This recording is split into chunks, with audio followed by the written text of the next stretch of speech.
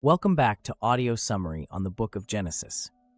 Today, we'll be learning about Chapter 2 and exploring how the story of creation continues to relate to our world today. In Chapter 2, we learn more about the creation of man and woman and the establishment of the world and humanity's place in it. The story starts with the words, "Thus the heavens and the earth were finished, and all the host of them." And it goes on to describe the creation of man from the dust of the ground and woman from man's rib.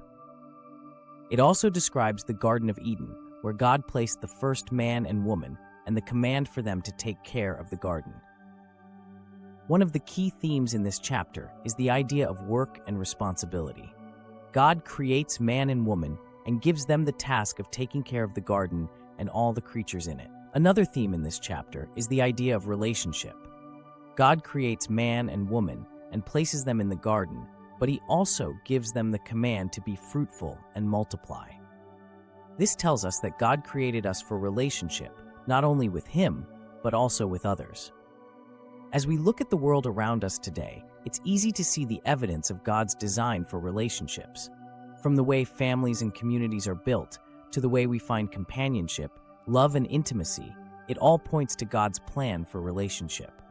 In addition, the chapter highlights the idea of God's provision, where God provides all the trees, rivers, and animals for the man and woman to use, which tells us that God is a provider and will always provide for us.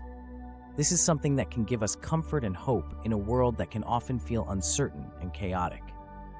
In conclusion, the story of creation in Genesis chapter 2 continues to speak to us today.